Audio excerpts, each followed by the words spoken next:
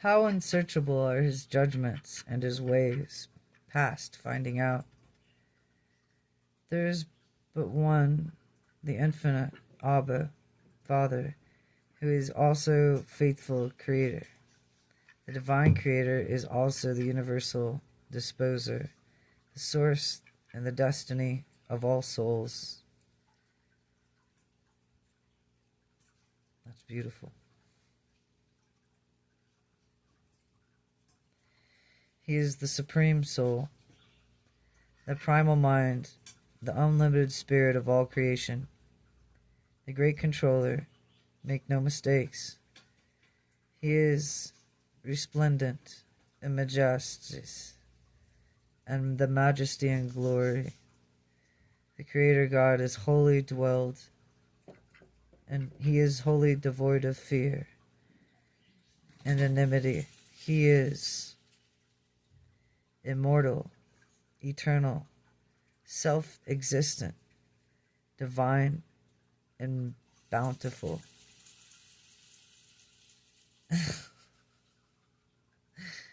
My rain stick's going off by itself. How strange, right? How pure and beautiful.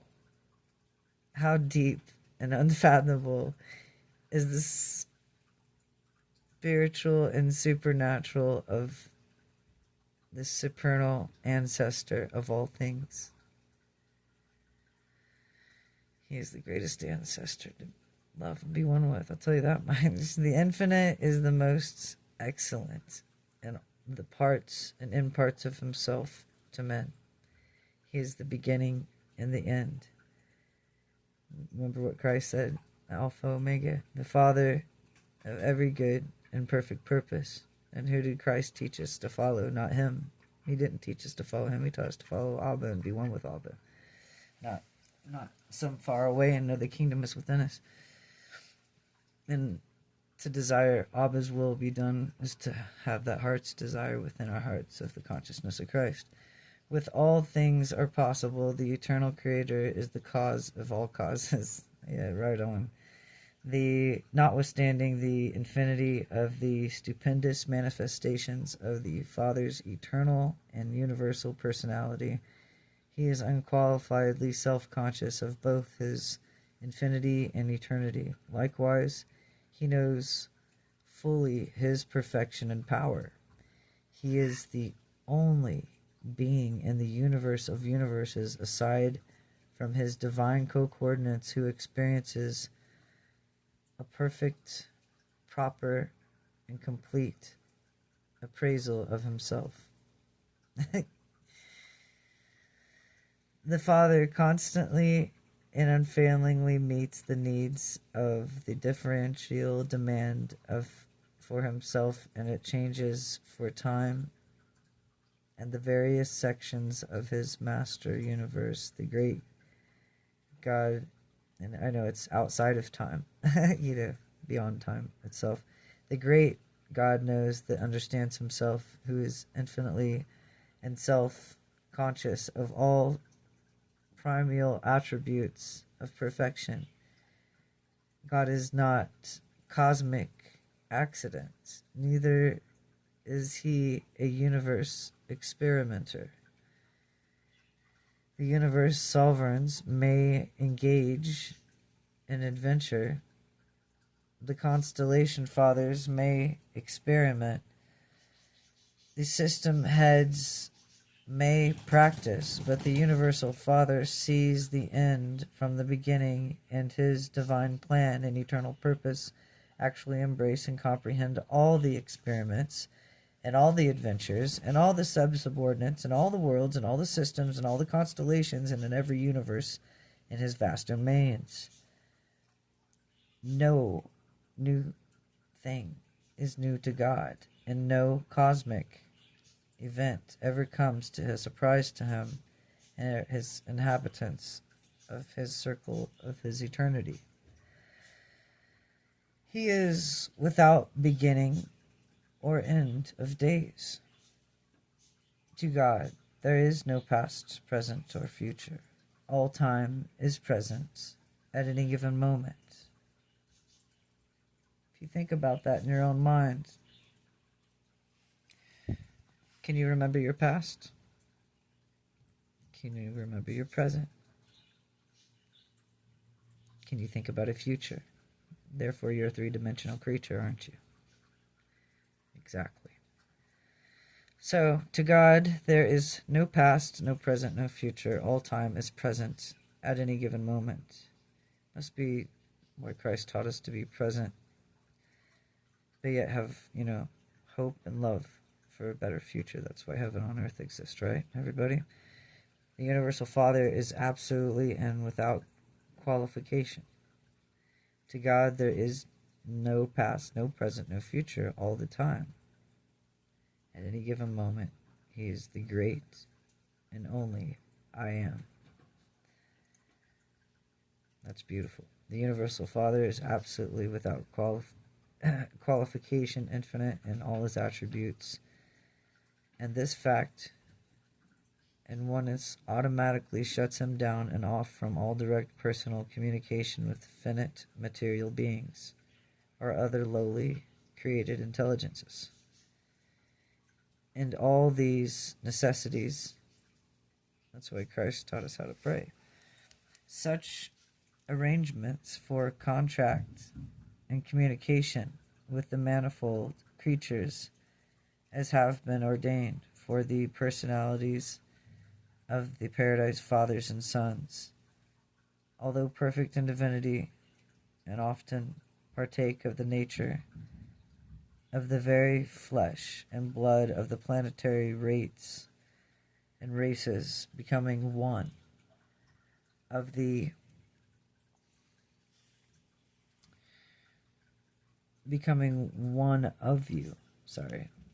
the planetary races becoming one of you and one with you. Thus, as it were, God becomes man, as occurred in the bestowal of Michael, who was called and unchangeably the Son of God and the Son of Man. And the second, there are these personalities of the finite and infinite God, Spirit, the various orders of the seraphic hosts, and the celestial intelligences who draw near to the material beings of lowly origin, and as in so many ways to minister to them and serve them. There's some sweet creatures, actually. The three angels, rather, forgive me. The third, and there are the personal mystery monitors, thought adjusters, and actual gift of the great God Himself sent to dwell within, such as the humans of Urantia. Sent without announcement, sent without explanation, in endless profusion. They descend from the heights of glory to the grace of the indwell the humble minds of these mortals who possess the quality for God consciousness or potential thereof. In these ways, and in many other ways, unknown to you and utterly beyond finite comprehension, does the divine Paradise Father lovingly and willingly downstep and otherwise modify, dilute, and attune His infinity in order that He may be able to draw nearer to the finite minds of His creature children. And in so that the series of personality of distributions which are diminishingly absolute to their infinite Father is enabled to enjoy close contact with those diverse intelligences and of many realms of His far-flung universe. That's beautiful.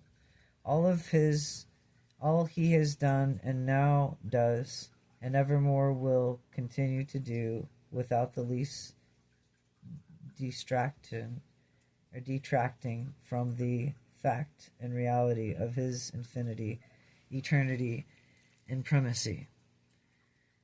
And these things are absolutely true, notwithstanding the difficulty thereof comprehension and the mystery in which they are enshrouded by the impossibilities of their being fully understood by creatures such as dwell within Urantia. Grab a drink here real quick.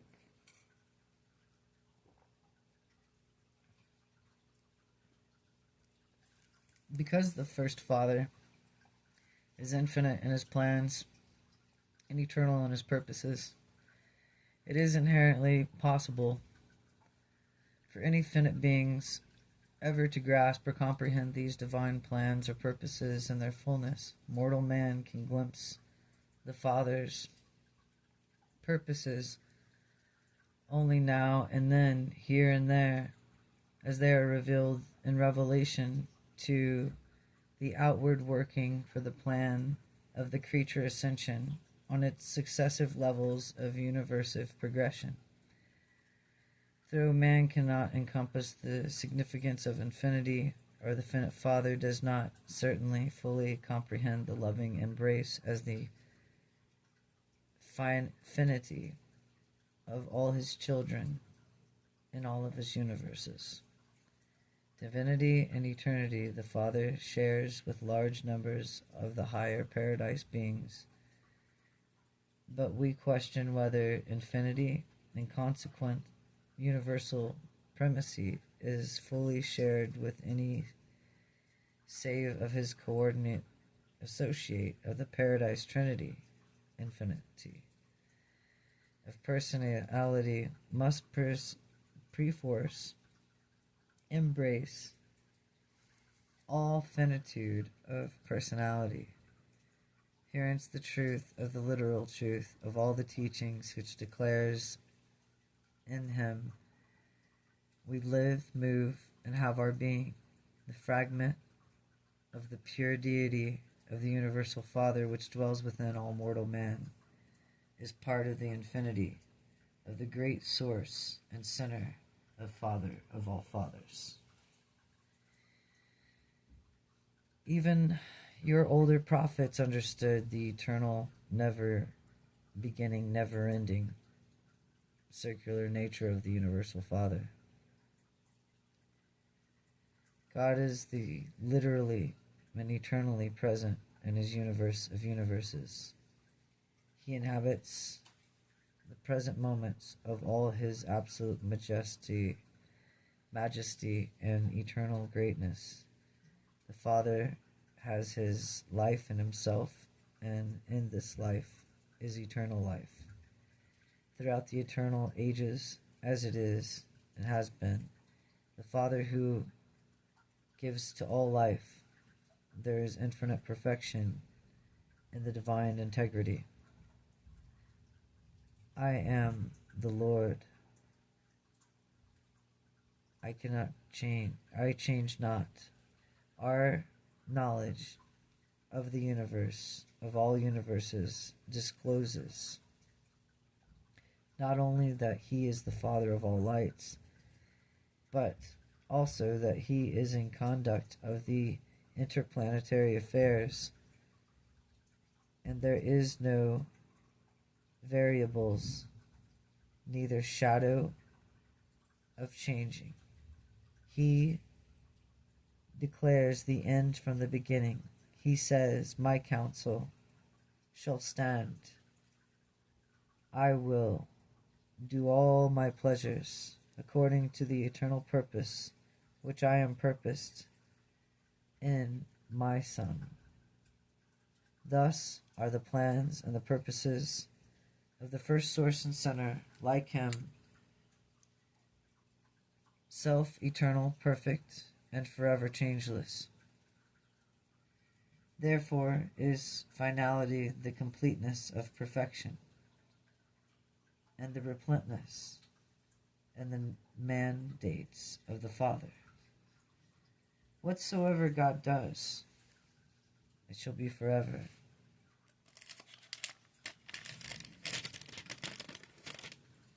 Nothing can be added to it, and nothing can be taken away from it. The universal Father does not repent of his original purposes of wisdom and perfection. His plans are steadfast, and his counsel is immutable, with his acts are divine and infallible. 1,000 years in his sight is but a yesterday one day, and it is but past as it is which is in the night, to watch in the night. The perfection of divinity and the magnitude of eternity are forever beyond all full grasp of the circumcised mind of mortal man. The reactions of a changeless God in the execution of his eternal purpose may seem to vary in accordance with changing attitude of the shifting minds of his created intelligence that is very and may apparently superficially vary. But the underneath, the surface, the beneath, all the outward manifestations, there is still present and changeless purpose, the everlasting plane and plan of the eternal God. Out in the universe's perfection, most necessarily to be relative term, but in the central universe, and especially on paradise, perfection is undiluted. In certain phases, it is even absolute. Trinity manifestations can vary the exhibition of these divine perfection, but do not attune it. God's primal perfection consists not of an assured righteousness, but rather in an inherent perfection of goodness of his divine nature within. He is the final, complete, and perfect.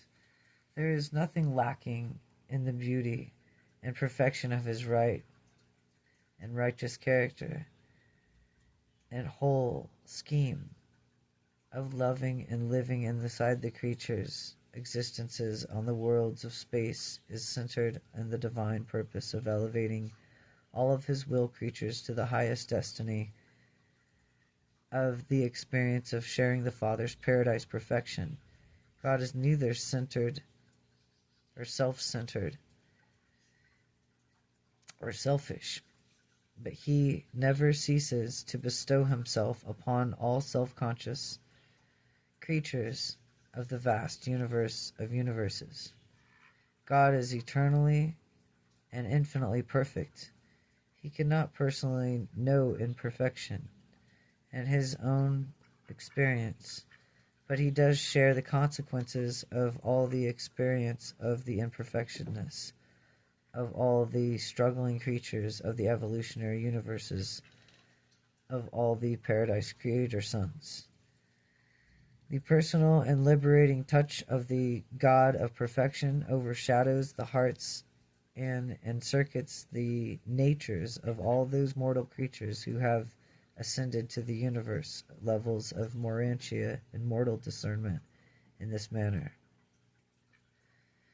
as well as through the contacts of the divine presence and the universal Father actually participate in the experience with such immaturity as imperfection and in the evolving career of every mortal being of the entire universe.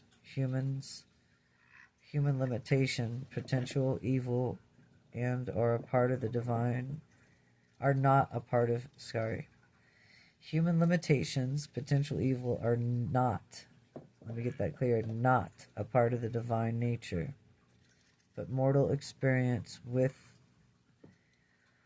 all of man's relations thereof are most certainly a part of God's ever-expanding self-realization of the children of time, creatures of mortal responsibility who have been created and evolved by the Creator's Son going out from paradise.